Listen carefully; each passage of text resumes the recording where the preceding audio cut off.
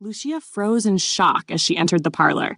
Seated inside were Duke Hugo, Jerome, and Dr. Anna, all waiting for her. The sight unsettled her.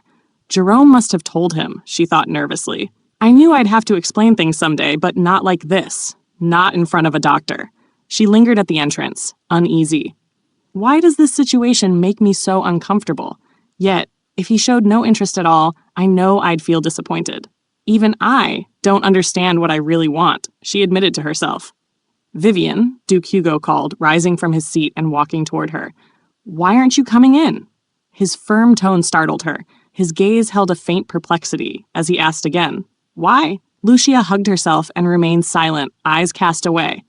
There's still a distance between us, Duke Hugo thought as he extended his hand to her. Lucia stared at his hand without speaking, hesitating before lightly reaching out. The Duke clasped her hand firmly, making her gasp. Without another word, he turned, leading her into the room. He guided her to sit near him, while Jerome and Dr. Anna watched in silence. The atmosphere was heavy as neither she nor the Duke spoke. Dr. Anna studied them carefully. No wonder she looked so drained. He's been forcing himself on her, given his size, Anna speculated privately. Turning her attention to Lucia, she asked, I heard you haven't been menstruating, my lady. Lucia hesitated, then confirmed it was true. Have you menstruated before? Yes, Lucia answered quietly. Then why did it stop? Were you ill? Did you take anything harmful? The doctor pressed. Lucia's face flushed red as she avoided her gaze. She thought bitterly, why does she sound as though I'm gravely ill? In her past, she had taken precautions in case she was forced into marriage with Count Matin. She had ingested something deliberately, confident she could undo its effects later, thanks to Philip's guidance in her dream. Explain everything to the doctor, Duke Hugo suddenly ordered, making her flinch. His piercing eyes bore into her, so cold she had to turn away. I consumed a harmful herb after my first menstruation, she admitted. Were you poisoned? Anna asked quickly. No, I wasn't poisoned, Lucia replied, her tone firm. Why did you consume it? How much? Do you remember what it looked like? Its name, perhaps? The doctor pressed on. Lucia knew it had been three-leaf mugwort, but she concealed it. I don't know. I was a child back then. I hardly remember anything, she answered vaguely. Dr. Anna noted her response, her expression tense. In Lucia's dream, no physician had ever been able to diagnose her properly, much less cure her. Even if she gave Anna every detail, she doubted the doctor would know what to do. It was better to keep the truth hidden for as long as possible. Everyone, leave, Duke Hugo commanded suddenly, his voice sharp. Lucia jolted at the order, staring at him in confusion. You will stay, he told her directly. Anna and Jerome exchanged glances before quietly exiting, locking the door behind them. Alone, silence stretched between the couple until Hugo spoke. Why are you lying? Lucia lifted her head, startled by his words, but his voice now carried a gentleness that surprised her. Oh, he's back to his usual self, she thought. I didn't lie, she answered softly. You're withholding the truth. Not telling it is no different from lying, he replied calmly. How does he know? Can he read minds? Lucia thought, unease tightening her chest. Your face says you're wondering how I knew, he remarked, reading her expression again. She flinched, unnerved. He took her hand gently. You're bad at lying. It shows in your face, he told her quietly, squeezing her arm and pulling her closer. She studied him in silence. I must have been a burden. You must be busy with work, she said suddenly, rising to her feet. I'm sorry for troubling you. Do you think I'm blaming you? He asked, watching her carefully. You don't need to worry, she replied firmly. What? Hugo pressed. I'll never get better anyway, Lucia said coldly, making him stiffen at her words. What do you mean? And why wouldn't I worry when you say you can't be cured, he asked, tightening his grip on her hand. I told you from the very beginning, I can't bear children. You didn't care then, and you didn't ask why. So why are you suddenly curious now? She asked, her voice sharp, her eyes locked on his. Duke Hugo's words came softly, almost unexpectedly. Am I not allowed to suddenly become curious? His eyes lingered on Lucia, searching, while her silence spoke volumes. She finally lowered her gaze, her voice carrying both shame and distance. I am unworthy of your curiosity. He didn't let go. His hand stayed firm around hers, his reply steady and gentle. Don't say that. Lucia, her strength waning, sank into a seat with a muted flop. Her apology fell like a whisper. "I apologize." The Duke's voice cut through her fragile state, calm yet probing. "Vivian, do you want to complain about past events?" Those words stirred old wounds. Past events, she thought bitterly. To him, that's all they were. Things long gone, folded away in time. But for her, they were still alive, still heavy. That day in the Capitol replayed in her mind. He had asked her only one thing, if she had been able to prove her claim. Since then, silence. Never once had he asked if her inability to bear a child was true. Never once had he questioned whether something was wrong with her. She thought he had dismissed it entirely, forgotten it. To him, it was nothing more than a passing note. To her, it was misery. Yet Hugo's concern in the present was genuine, his voice lowered, weighted with care. "I'm asking because I'm worried about your current condition. You should explain your symptoms to the doctor and get proper treatment." But her heart wavered painfully. Day after day, it beat only for him, though he could never know the burden it carried. His kindness was unbearable. It reminded her constantly of a love she could never claim. If only my heart would stiffen. If only it would stop, so I wouldn't take another breath. His gentle voice, his tender touch, they washed over her like waves that only left her more adrift. She knew he didn't care for her in the way she longed for. She told herself she'd rather he be cruel, so she might have the strength to hate him. Instead, she flushed deeply as his fingers brushed her cheek, leaving her trapped in her own yearning. "I don't want treatment," she said suddenly. His brow furrowed. "Why not?" Her answer carried both fear and defiance. "It would be troublesome for you if I were to be cured." He pressed, bewildered. "Why would it be troublesome for me?" Lucia's composure cracked. She flinched, turned her gaze aside, then blurted the accusation. "You didn't want me to have children." Her voice rang harsh in the air before falling into silence. Hugo stared, shocked. Her words tugged at memories buried in blood and secrecy. He remembered the dungeon, the screams of Lord Philip, the brutal interrogation. Bloodied and broken, the doctor had resisted, but Hugo's fury was relentless.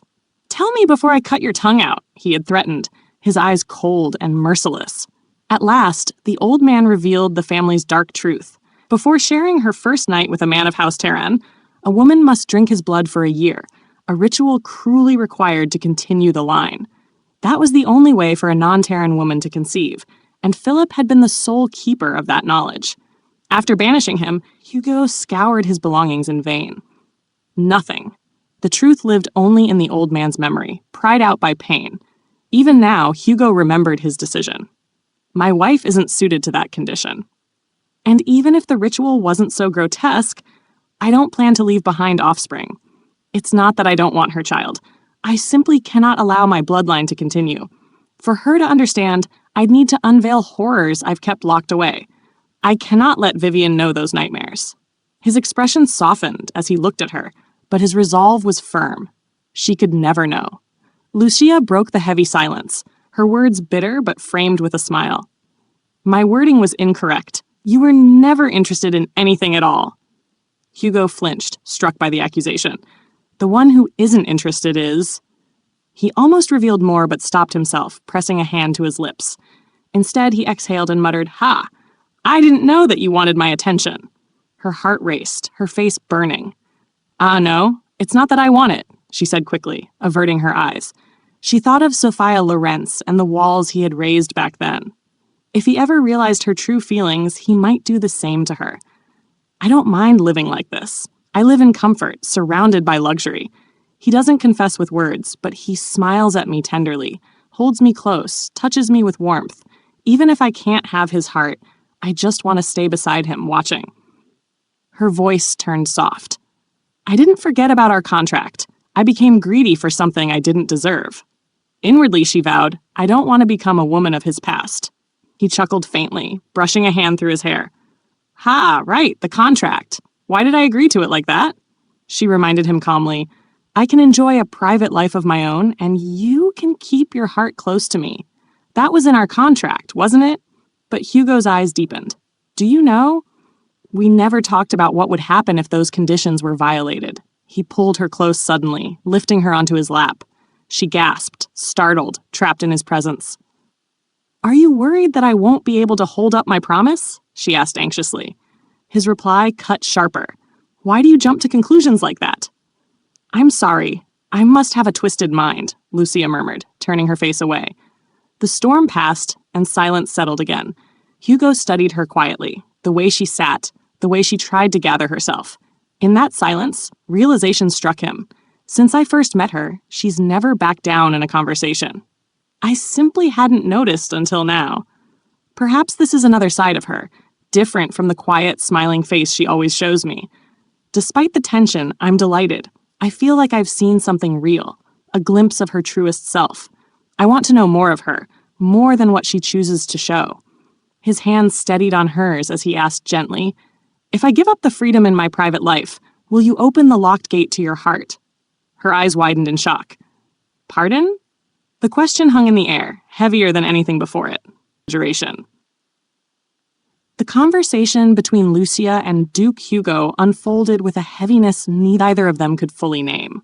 What I'm trying to say is, he paused, hesitating as if the words themselves weighed more than he could carry. Get treatment, he finally told her softly. I don't want to, Lucia responded abruptly. Turning her face away, her tone edged with coldness. Vivian? He called her name firmly, but she pressed on, unyielding. I shouldn't have a child anyway, she declared, her words cutting sharply. So it's fine that I can't get pregnant. Then, with a sudden shift, her lips curved into a faint smile, though her eyes betrayed something deeper. But if I can be cured, will you allow me to have a child? Will you give me your permission? Her calmness unsettled him. I can't have a child. Why are you suddenly curious now? She asked, almost as though it didn't matter to her. She carried it as if it was nothing, but of course he knew it wasn't that simple. He thought inwardly, my carelessness, my silence. It has hurt my wife. The truth weighed on him. It wasn't possible for him to give her a child. He imagined, just for a moment, that if he lied, if he said it would be fine for her to have one, perhaps he could hear her smile instantly. But that, too, was something he could not bring himself to do. If I can't tell her the truth, I at least don't want to lie to her, he resolved, gently letting go of her arm. I don't need any offspring, Duke Hugo said finally, his voice quiet, his gaze turning away from her. Lucia, unshaken, pressed further. If you're worried about the inheritance, then I can write another contract. I wouldn't even mind if the child has no right to succession. Her hands pressed against his chest as she spoke, her words steady. Neither of those things are the problem, he said, sorrow in his tone. I don't want to leave any traces of myself behind. Her reply was immediate, cutting through his defenses. But you already have a son. At that, his body stiffened, his voice faltered. He stuttered, then forced himself to continue. He's different. His hands tightened around her arms, his expression grave. Inside, his thoughts churned. There are too many things I cannot explain. Only the old man knows the truth, that Damien isn't my son. This secret must never be spoken, not even to Damien himself. I swore long ago to bury the truth with me in the grave. I had no idea you wanted a child so badly, he admitted softly, locking his gaze with hers. I'm sorry, Lucia replied quietly, rising from his lap. I'm sure that's not what you wanted from your wife. Vivian, I wasn't criticizing you, he reassured her, still seated. I was just surprised. When we first spoke of marriage, you made it seem like you didn't even care whether or not you had a child. Her face turned somber. It's not that it didn't matter. I just knew we'd never be able to conceive. Back then, he reflected silently, I never planned to explain. I only needed a marriage contract. That was all. But then she looked him straight in the eyes. And yet, you won't allow me to divorce you. The words stunned him. Divorce? He repeated, rising abruptly to his feet. His mind seethed. She dares to bring up divorce? His voice hardened. Not a chance. From the beginning I told you, divorce is prohibited. Lucia flinched at his firm tone. Ah, I know. It's the Terran family's rule. I remember. Her voice softened, but inside her heart whispered a truth. I'm the one who couldn't bear a divorce. Vivian, he spoke more gently now, why can't we just stay as we are? Her silence stretched long before she finally spoke, her sadness spilling out. I know I'm selfish, but I keep wanting someone to be there with me when I'm alone. He frowned. Why would you ever be alone? She gave him a faint, sorrowful smile. You're not trying to tell me you'll stay by my side forever, are you? What? His confusion was genuine. Her voice trembled as she cut into him. You don't love me. His eyes widened, but he said nothing. You don't care how I feel, she continued inwardly, her hand pressing to her chest. To you, I'm just a convenient, obedient wife, someone who never complains, someone you can keep close without worry. Out loud, her words rang sharp. I will never love you. Her emotions surged, spilling over. What is there between us? How long did you think this relationship would last? The bitterness in her voice was deliberate. Inside, her heart twisted with a cruel wish. If I can't touch his heart, if he feels nothing no matter what I do, then at least I'll cause him trouble. At least I'll make him suffer. But Hugo simply stood there, silent, his expression unreadable. The silence unnerved her. Oh, she gasped, realizing her mistake. She had braced herself for his cold reply, even crafted a bitter retort in her head. But instead, she saw his face, etched not with anger, but with a deep, wordless misery. His eyes closed for a fleeting moment, then opened again, calm and resigned. Her heart sank. What a shallow, petty desire I had to hurt him. How pitiful of me. Then his voice broke through, steady and solemn. So you must already be envisioning the end. His gaze held hers, calm yet heavy with meaning. Emotion. His cold expression and the way he spoke were not signs of indifference. They were his armor. He wasn't empty. He was swallowing everything he truly felt. To Lucia, that realization was pitiful. For just a fleeting moment, she thought she had glimpsed his real nature. That brief flash of pain on his face refused to leave her mind. Oh, I want to reach out to him, she thought, watching him with a quiet sadness in her eyes. Breaking the silence, Duke Hugo spoke, his words heavy. That's right. From the beginning, there had always been an end. That must be what you meant when you said you wanted roses, right? His question made her clutch her fist to her chest. Lucia was struck silent for a moment. Finally, she replied softly, Yes, you're right. Inwardly, she recalled the meaning behind her request. She had asked him to give her roses because she hadn't wanted to become a fool clinging to an ending that didn't exist. She thought that no matter how far she strayed in her emotions, if he ever sent roses, she would recognize that signal, accept the end, and return to herself. What were you planning to do if you received roses from me? He asked, making her heart race. She stared at him, unable to find the words, her hand tightening around the fabric of her dress. That's, she murmured tensely, but nothing more followed. Later at dinner, Lucia sat quietly, staring down at her food with a subdued expression. Jerome, noticing, quickly stepped in. Madam, I'll have another dish prepared right away. She gave him a gentle smile. Oh, no, it's all right. The food tastes fine. Thank you, Jerome. But Jerome noticed she hardly touched her plate. The master has been very busy with his official duties lately, Jerome added carefully. I see. I'm worried he may not be eating properly. Please see to it that he eats regularly, she told him. Yes, madam, Jerome replied, though the truth lingered in his own thoughts. She had been eating alone for a week now. In all that time, she hadn't seen Hugo's face once. Though the excuse was work, she suspected otherwise. He's not busy. He's avoiding me. Suddenly, a sharp pain struck her head, and she cried out, clutching at her temple. Her knife clattered onto the floor. Madam? Jerome rushed to her side. Ah, my head suddenly hurts. It's nothing serious. I'm used to it, she said softly. Can you tell Anna to fetch my medicine? Yes, madam. I'll also bring you new utensils at once, Jerome replied. But Lucia shook her head. About my meal, I'm quite full now. I should head upstairs. Jerome glanced at her untouched food. Still, he bowed. Yes, madam. As she walked the hallway, her footsteps echoed quietly. Her thoughts returned to her last exchange with Hugo. I haven't thought about it, he had told her. Because, as you said, that would be the end. There's nothing after the end. There's nothing. Then he asked her, Do your conditions still stand? Yes. I made the promise first, so I won't break them, she had answered. Now alone, she reflected. A one-sided love that never asks for anything in return. She wanted nothing to do with such love. No matter how it began, sooner or later one's heart would desire a response. And when none came, bitterness would surely follow. That kind of despair frightened her. That night, lying in her bedroom, her eyes stayed fixed on the door, as though waiting for him. So he's not coming tonight either, she thought. Calm on the outside, but hollow inside, she clutched herself tightly. No matter how late Hugo once worked, he had always come quietly to hold her. A week had passed since he stopped doing so, but the absence felt like 1,000 years. She sat up in bed, brushing her hands across the empty sheets. He's just busy, that's all, she told herself. Yet doubt gnawed at her. A week could become a month, and a month a year. Even if their marriage was born of convenience, no couple began as enemies. Distance grew gradually, from one small incident, then into habit. Her eyes remained locked on the door. It's his fault, she thought bitterly. She had been ready to live in solitude forever. But he had shown her kindness, only now to retreat, drawing a sharp line between them. That cruelty turned her peace into torment. That's why this feels like hell. That's why it's all his fault. All of it. All of it. All of it. But then her anger collapsed into sorrow. It's all my fault, she admitted, her tears finally falling. Why had she become greedy? She had given up on children from the start.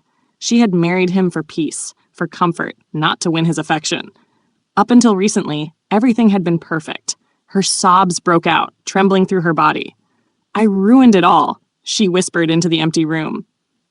The rain fell heavily outside, pounding against the windows of Duke Hugo's office. He sat quietly at his desk, his eyes closed, as though letting the steady sound of rainfall seep into his thoughts. His mind, however, was far from calm. 10 years, he mused to himself. If the boy grew up another 10 years, he would be about 18 by then, just barely of age to graduate from the academy. But 10 years wouldn't be enough. Not for what was needed. 4 or 5 years of proper training could make him useful, yes, but that meant at least 15 years more before the boy would truly be ready.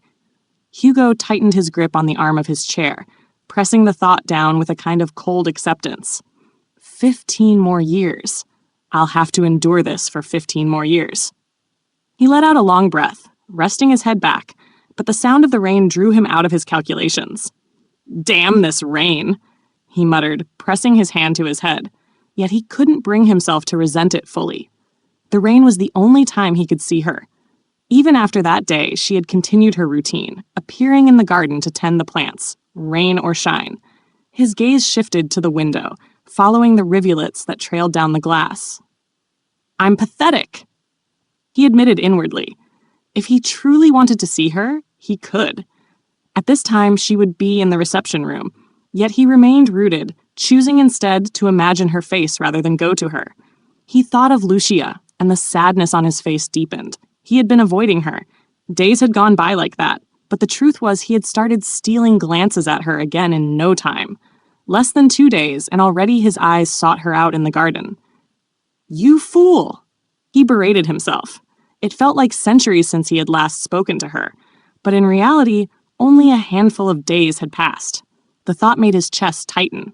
Work had become his refuge, yet even that betrayed him. He had drowned himself in duties, but his concentration faltered, slowing him down rather than speeding him up. He had wanted to prove something, prove that he could not be swayed, that his heart was his own, unshakable, unyielding. That no woman, not even Lucia, could move him. At first, he believed it. He told himself it would be easy to separate his emotions from his resolve. But the moment he laid eyes on her again, the illusion shattered. His defenses wavered. He told himself again and again, I am fine without her. I will not let her affect me. I don't. Yet even as he repeated those words, her image filled his mind. He saw her smile, recalled the warmth of holding her close, and his chest ached. That's impossible, he growled aloud, shaking the memory off. He returned to the papers before him, gripping his pen with force. I will never admit it, he told himself in silence, even as he continued to write with a trembling hand. A knock sounded at the door.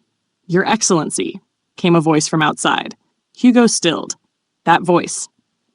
Come in, he called, his tone sharp and commanding. The door opened and his secretary Ashin stepped in. He never entered without purpose. As expected, his arms carried another stack of documents, which he promptly placed on the Duke's already cluttered desk. Hugo flinched slightly at the sight of yet more work. Ashin bowed and turned to leave quietly, hoping to escape unnoticed, but Hugo's voice cut through the air. Hey! Ashin froze mid-step.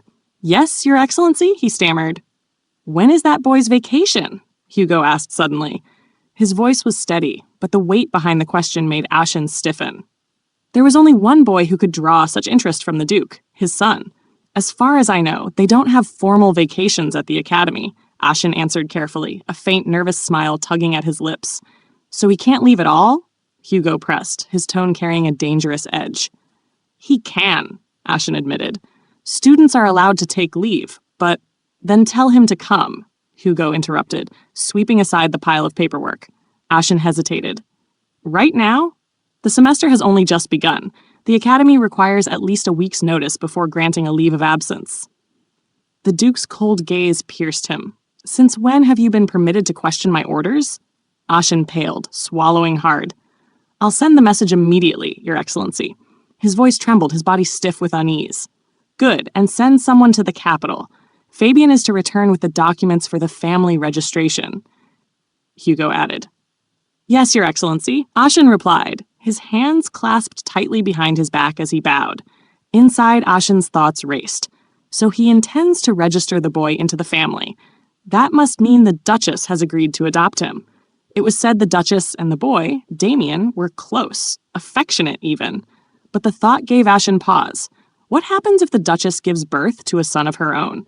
The implications were grave. A legitimate heir would always take precedence. Yet if the Duke refused to rescind his declaration that Damien was to inherit, conflict was inevitable. The succession to the Terran dukedom would become a battleground. Damien Terran, an illegitimate child. To utter those words in front of the Duke would be to invite death, yet the whispers still lingered in noble circles. The announcement of Damien as heir had been nothing short of a shock.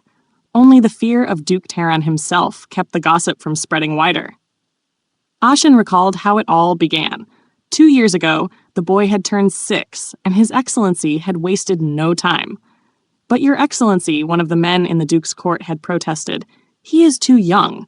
The academy would be more suitable in a year or two. Too young? Hugo's response had been dismissive, cold.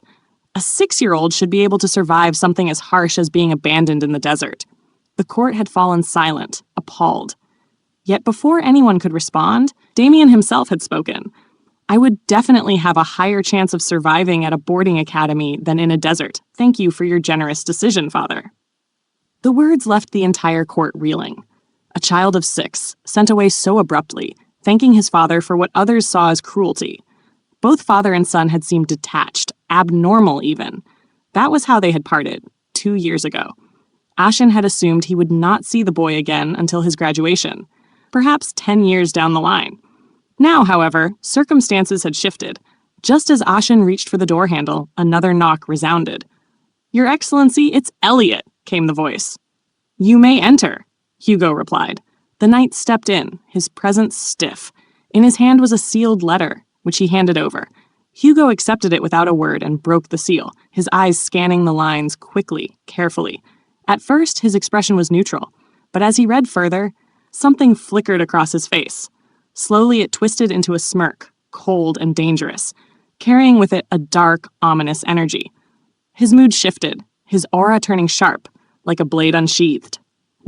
Head out as soon as preparations are finished, he told Elliot, his voice firm but unhurried.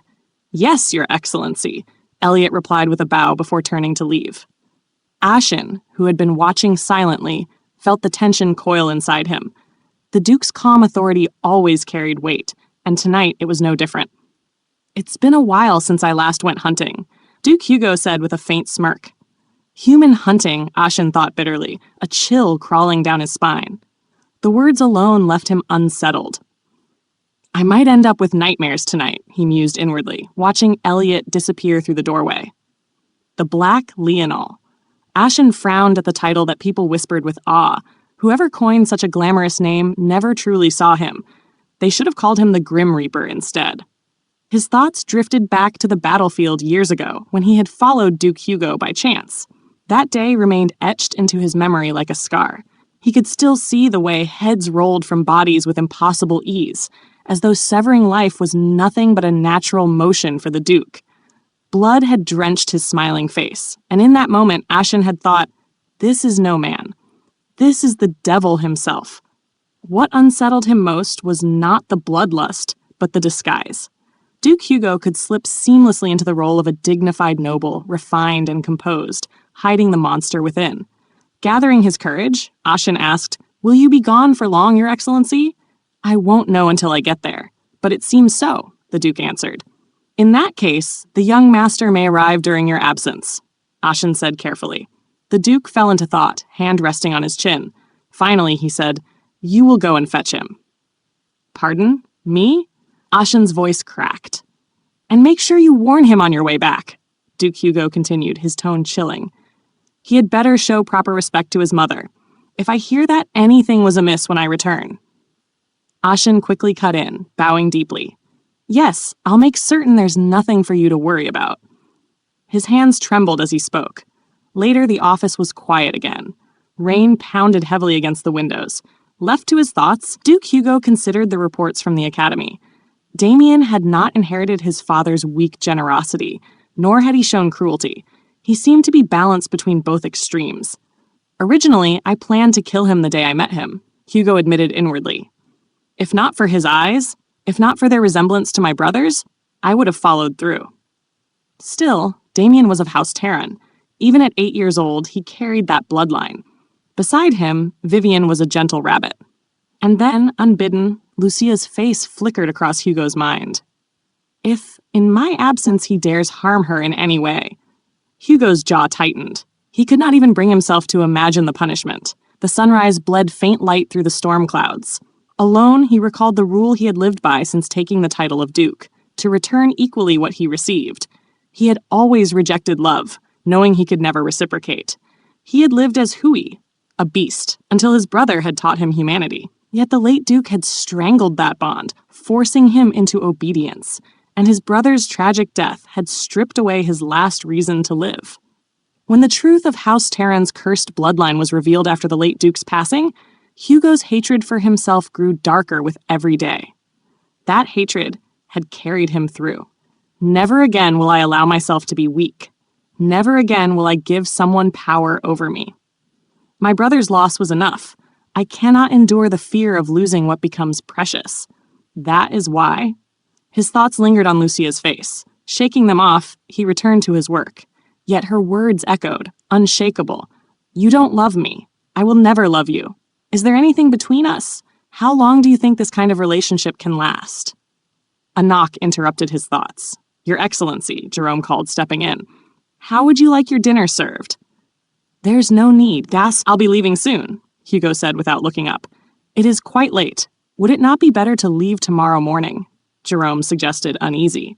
"No, I will depart as soon as everything is ready. I have already declared my intention." "Then, what about the madam?" Jerome asked carefully. "Tell her in my stead," Hugo answered. Jerome hesitated, searching Hugo's face. Did she commit some sort of grave offense? The Duke remained silent, his expression unreadable. Anna stood at the door, her tears flowing as she pleaded, her voice trembling with desperation. "Madam, please let me examine you today," she begged. "His Excellency summons me every night and asks about your condition. Please help me." Her hands were clasped tightly, her whole figure shaking. Lucia looked at her tensely.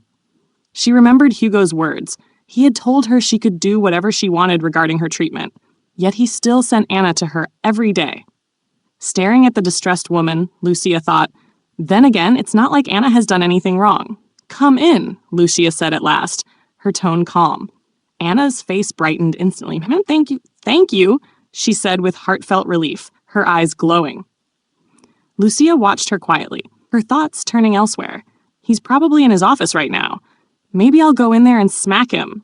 I can't help but feel like he's underestimating me.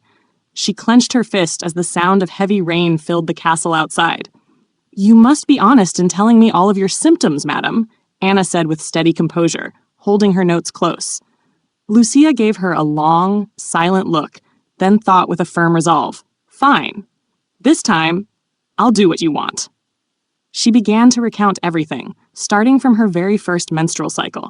She spoke plainly, narrating the story of what had happened and how she had eventually lost her cycle altogether. Time stretched as Anna listened, writing carefully.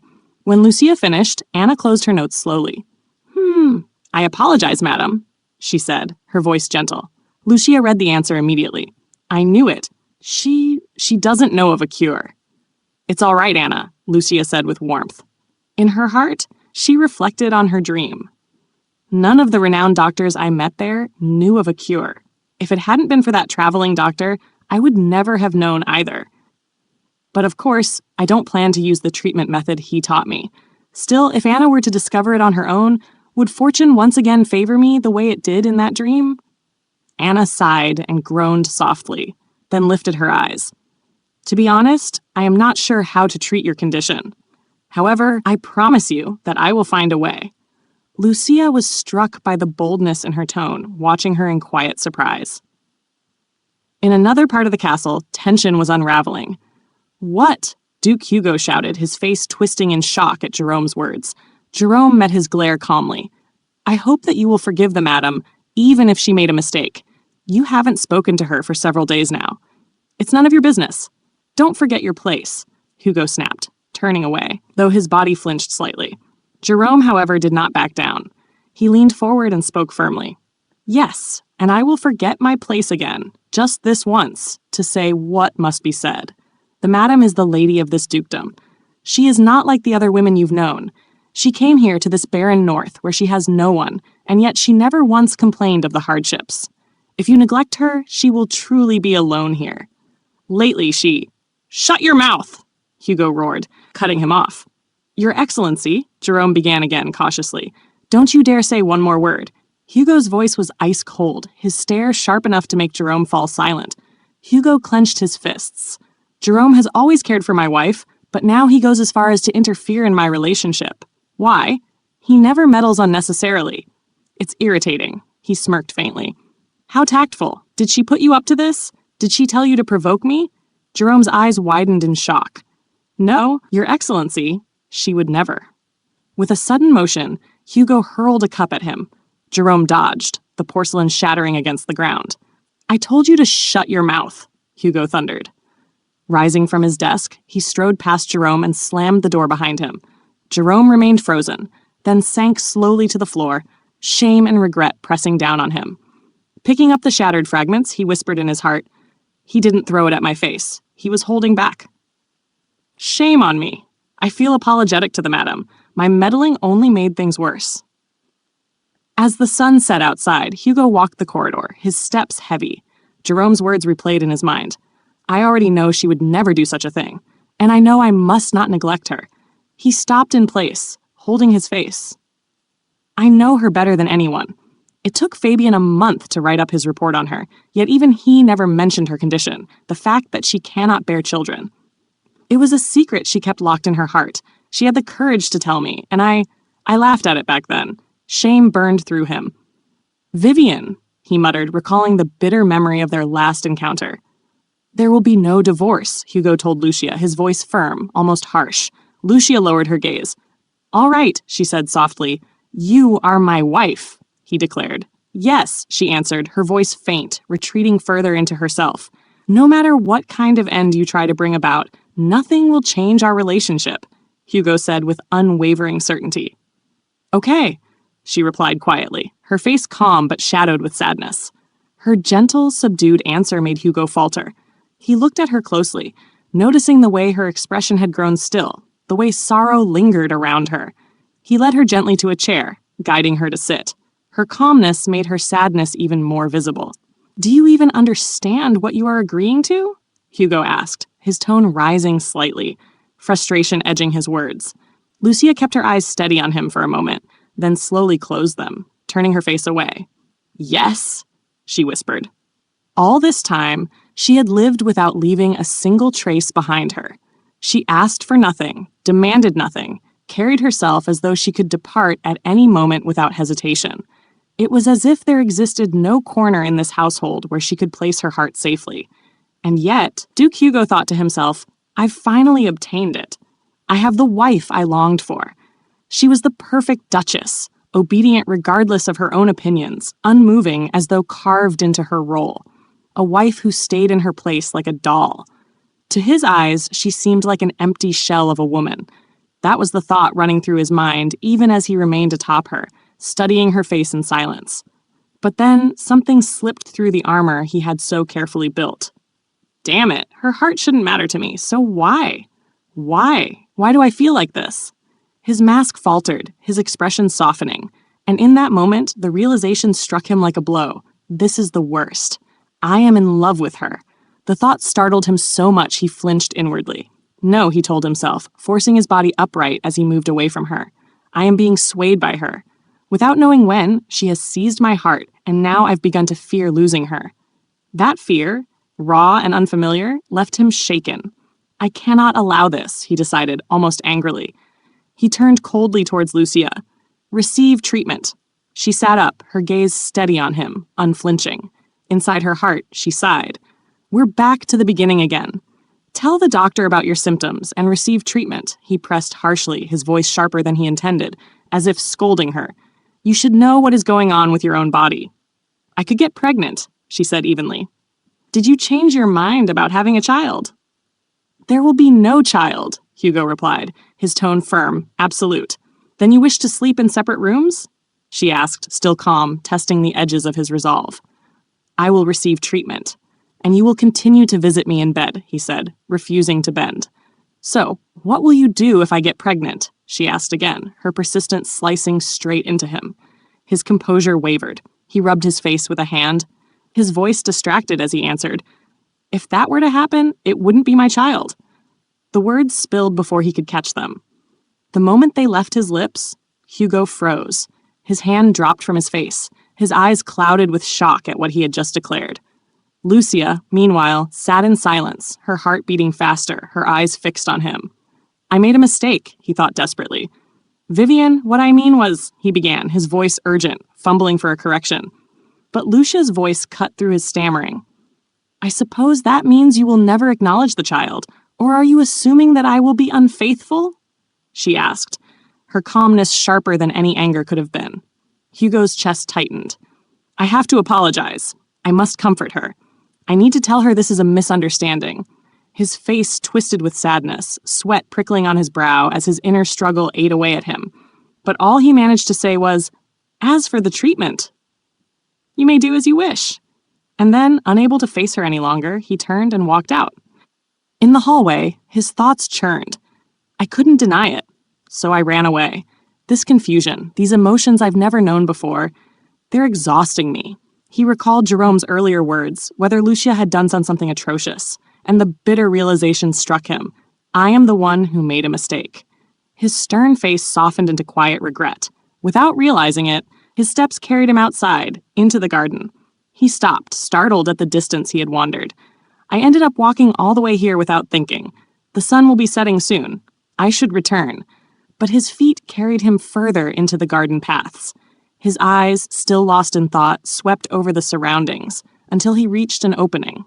There she was. Lucia stood with her back to him, unmistakable even from afar. Hugo's heart clenched. He froze in place, every instinct telling him to retreat, to turn away. His hand curled into a fist, yet instead of leaving, he stepped forward, each movement deliberate, drawn toward her. Hearing footsteps, Lucia turned, her eyes met his. For a moment, neither spoke. He stood still, his expression strangely calm, while she gazed back at him with wide, glistening eyes. Her lips curved into a smile, gentle and bright. That smile hit him harder than any blow. His heart stirred, confused yet undeniably captivated. In that instant, everything else seemed to freeze. The uneasiness, the anxiety that had been suffocating me melted away in her smile. I see, he thought. What I truly feared wasn't her presence that unsettled me. It wasn't her existence at all. What I fear is losing this smile. And as he watched her, unblinking, he knew it was the truth. The weather is nice, isn't it? Lucia asked, her voice light and cheerful, carrying no trace of the storm between them. As they strolled gently through the garden, Duke Hugo spoke first, his tone calm and measured. Look, the flowers will be blooming soon, won't they? Lucia nodded softly. They should be fully bloomed in a few days. I see, he replied, deliberately turning his gaze away from her, careful not to linger. Lucia tilted her head slightly. I heard you were busy. Did you come out for some fresh air? I'm done with most of the urgent work, he admitted. But there's other business to attend to, so I have to leave for a while. His steps slowed, and when his eyes fell on her again, she flinched faintly under his gaze. "Oh my, I see," she said gently. "How long will it take? Will you be away for a long time?" She asked as they resumed their walk. "I'm not sure exactly. It could take quite a while." Then, shifting the subject, he asked calmly, "Why are you out here alone? Where is your maid?" "I sent her on an errand," Lucia answered. "I wanted to have tea out here since the rain stopped. It's nice. Drinking tea after it rains is the best." She smiled faintly before asking, "Would you like to join me?" Soon, the two sat together at a small table in the garden, sipping tea in silence. "The dry weather has had me worried lately, even if it was during the day. I'm just so glad that it rained," Lucia said warmly. Duke Hugo studied her expression quietly. Without a word, he reached across the table, wrapping his hand over hers. Her eyes glistened with a brightness that reflected both surprise and tenderness. "How have you been?" he asked, his voice low and calm. Lucia fidgeted a little, meeting his eyes. "I've just been the same as always. I tend to the garden and read books." Then, after a small pause, she added with a faint laugh, "This feels a bit odd. We're talking as if we haven't seen each other in a long time, but it's only been a few days." "Only a few days?" he thought inwardly. It felt unbearably long. To think I was the only one restless, while she spent her days peacefully. How pathetic of me. Yet, even with that thought, he admitted to himself, it's not like I would want her to suffer the same unease. "It makes me proud to see her well, though it saddens me too." He lifted his hand, gently brushing her cheek with his fingers. His gaze remained fixed on her as he stroked her delicate face. "She's so frail. It feels as if even the slightest pressure would leave a mark. And yet, this fragile person has been stubbornly standing up to me." Lucia closed her eyes, leaning into his touch, comforted by his quiet affection. After a pause, he spoke again, his words deliberate. "That day, I said something I shouldn't have. I want to apologize. I wasn't trying to treat you like an unfaithful woman. Children are rare within House Terran.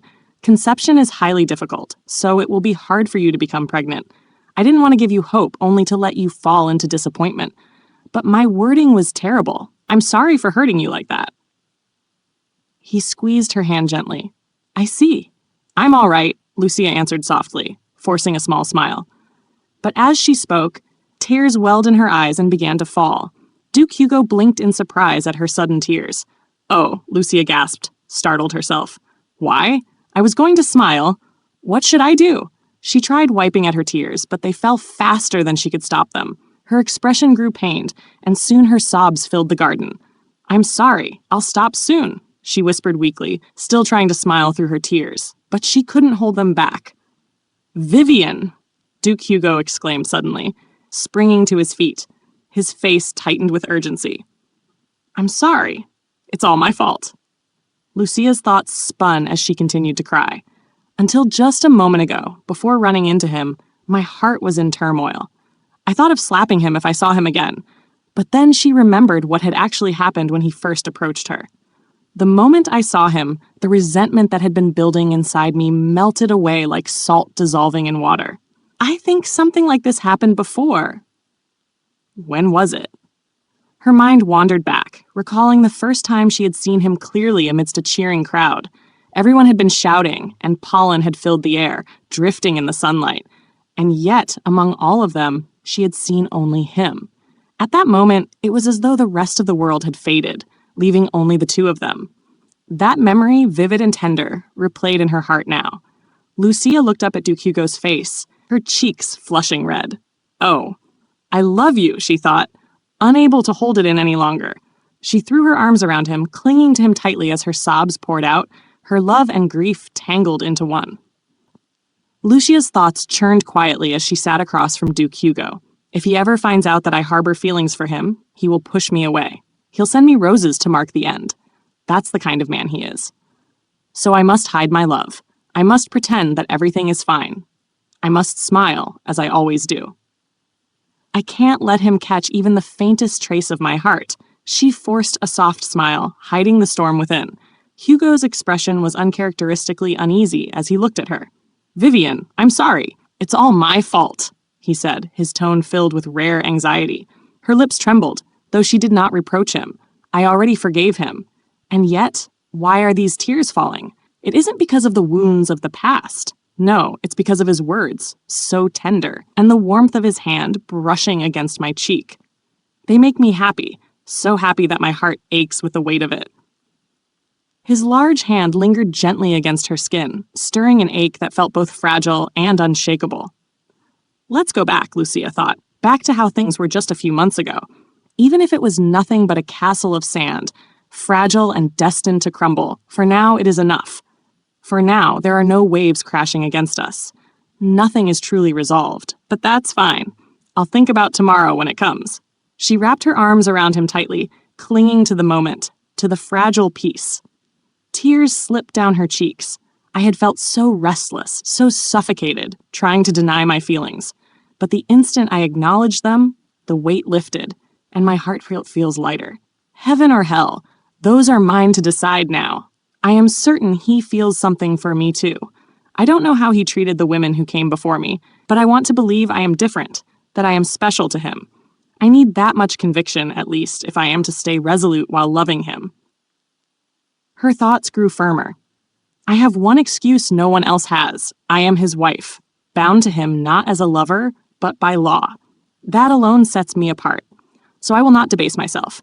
I will not cling to him or degrade myself by begging for affection. I will not force myself into a miserable love. I will no longer strain to be the gentle, obedient wife he may have wanted. Instead, I'll simply do what I can. I'll love him just enough so that I never come to hate him, or myself. I'll stand upright, meeting his gaze as his equal, not as a shadow beneath his feet. The thought carried her further. Has he ever been loved by a woman who doesn't cling? Perhaps I can surprise him.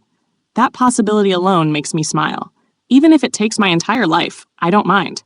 If someday, just once, I can hear him say, I love you, then I will have lived a life with meaning.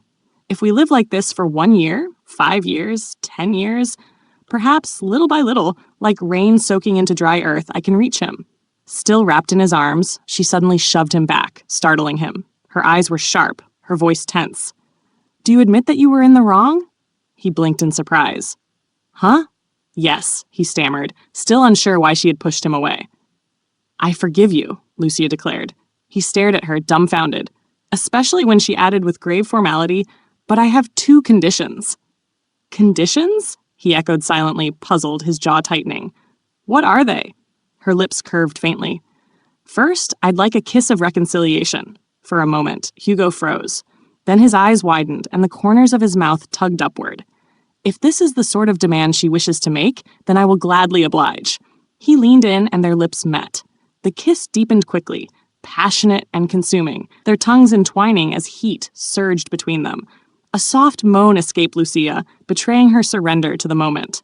When they finally parted, Hugo's lips still hovering close, he asked with a smile, and the second condition? Her expression dimmed, her voice soft and tinged with sadness. I'd like to revise our contract. Your freedom of privacy. It means you could openly cheat on me. If you have a lover on the side, please, at least hide it from me. Hugo stiffened, then replied with startling earnestness, I won't cheat. His gaze was steady, and his heart echoed the truth. Since our wedding day, I've never even glanced at another woman. Not once. But she continued, her tone unwavering. If you come to hate me, if you grow annoyed by me, or if you ever wish to leave me for someone else, tell me first. Let me hear it from you, not from someone else's lips. Hugo studied her quietly. In your eyes, I am still a worthless man. That much is clear. Yet even so, I cannot bring myself to argue. How ironic.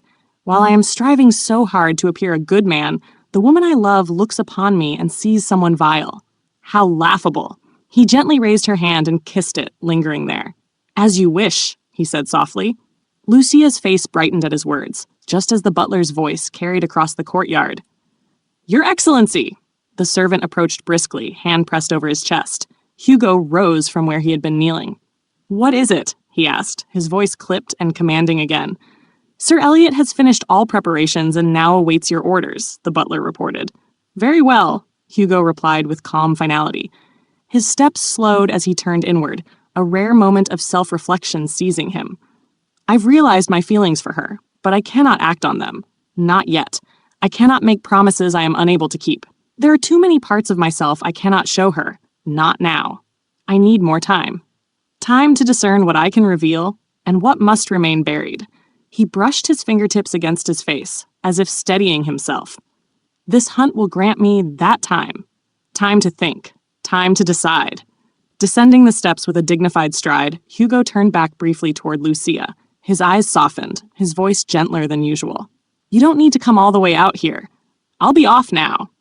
Lucia stood silently, her heart tightening. She met his gaze with a faint smile. Her voice soft, tinged with sadness she did not voice. All right, take care. And with that, she watched him leave, her smile lingering even as her eyes betrayed the weight of unspoken emotions. Thank you for watching this episode of our Manhwa Recap. We hope you enjoyed diving into the world of this story with us. If you loved the content, don't forget to give this video a thumbs up, subscribe to our channel, and hit that notification bell so you never miss an update. Your support means the world to us and helps us bring you even more amazing manhwa recaps. See you in the next episode.